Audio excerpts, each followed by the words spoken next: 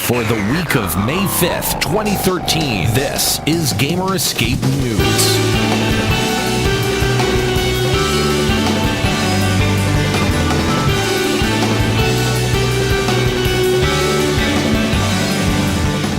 Hello and welcome to Gamer Escape News. My name's Nate. Thanks for joining me. Follow me on Twitter at NateBenderama. Ubisoft has finally announced a release date for their ambitious open-world action game Watch Dogs. The game, now street-dated for November 19th in North America, follows the exploits of Aiden Pierce in his struggle to take down a corrupt government or corporation in the very near future Chicago. Instead of a ridiculous arsenal of weaponry, Aiden utilizes his crazy hacking skills to use the city against his foes. Disable traffic lights, steal identities to get into high-profile locations, and tap into phone lines, all while tracking down the fools that betrayed you. Hack down the man on Xbox 360, PS3, Wii U, and PC this fall.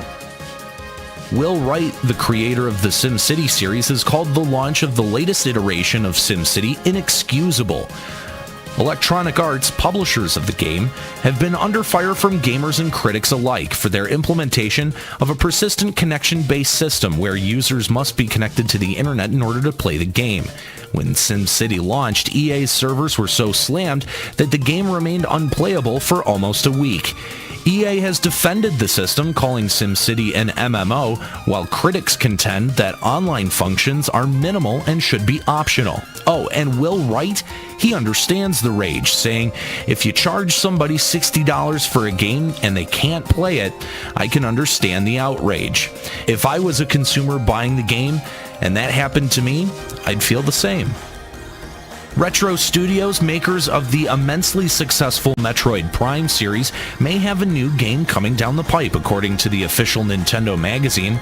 Hiro Yamada, the producer of the 3DS port of Retro's latest game, Donkey Kong Country Returns, states that a grand announcement of a new project will be coming to us in June, which is right around the time of E3.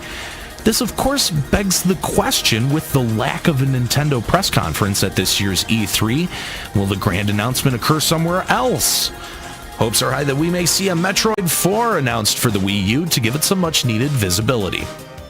Attention Batman Arkham City series fans, Kevin Conroy, one of the few actors to vocally portray Batman, will not voice the Dark Knight for WB Games' Arkham series prequel, Batman Arkham Origins. The prequel, which takes place during Batman's formative years, will have a younger-sounding voice actor to coincide with a younger, less grizzled Batman, as he takes on the ever-present criminal underworld of Gotham City. The recasting leads fans to speculate if either veteran Batman voice actors Will Friedle of the Batman Beyond animated series or Bruce Greenwood from the Young Justice animated series and Batman Under the Red Hood animated film would be reprising the role. Batman Arkham Origins will be coming out for Xbox 360, PS3, Wii U, PC, as well as a specialized port for the 3DS and Vita on October 25th. Star Wars: The Old Republic is announcing additions to its latest update 2.1, customizations. With the addition of a new playable race known as the Cathar, there will be a huge overhaul in the character creation as well as a character customization kiosk where players can change how their characters look. This also brings the addition of new armor dyes so you can update your character's digs. No word on when the patch will go live.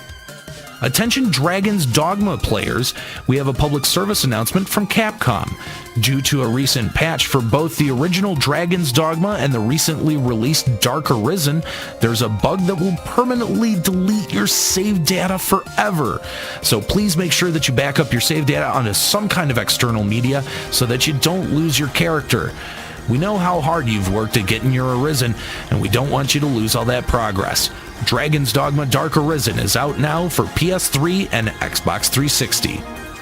Gearbox has announced the next DLC expansion for their 2012 hit Borderlands 2.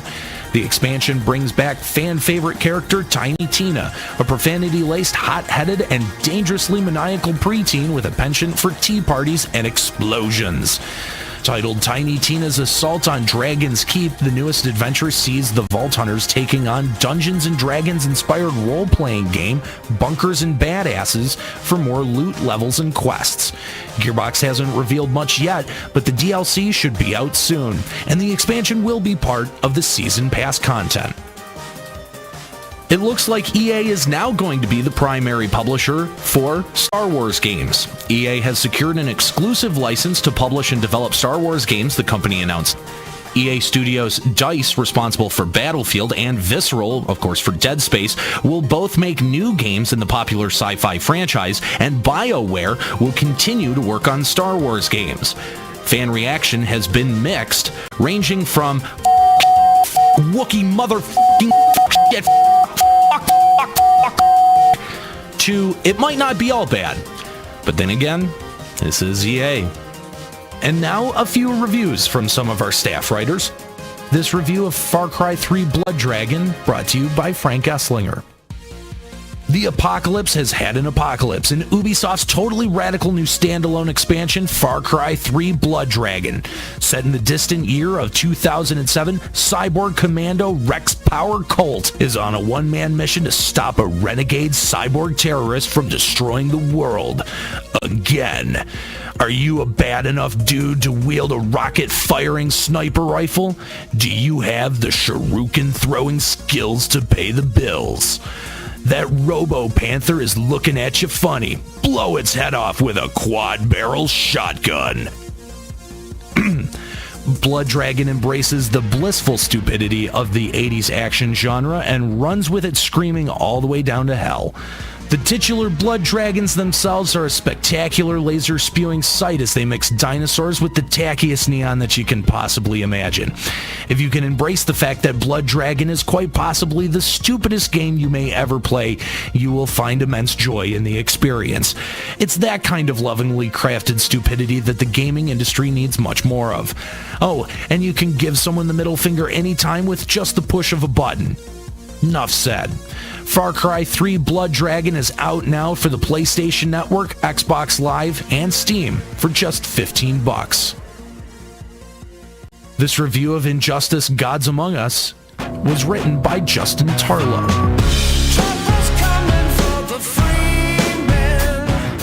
Injustice: Gods Among Us is receiving some rave reviews in the fighting game scene. The game is considered by some DC fans as a breath of fresh air. NetherRealm Studios have done a tremendous job creating a fighting game with the DC franchise that feels like you're in a comic book. By combining the story-focused narrative that NetherRealm director Ed Boon also delivered in Mortal Kombat games, as well as having some of the best writers to pen the story, Injustice is one of this year's must-plays. The combat is very fluid, and learning the moveset is very easy.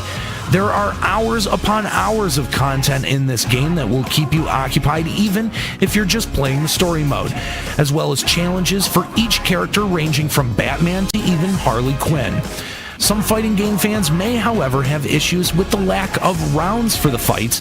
The game instead uses a double life bar system, not unlike the system found in the Rareware classic Killer Instinct. Injustice: Gods Among Us is out now for PS3, Xbox 360, and Wii U. Well, that's it for Gamer Escape News. This show has been written and produced by Frank Eslinger, Craig Jensen, Alex Kramer, and Justin Tarlow. My name's Nate Bender. Keep listening.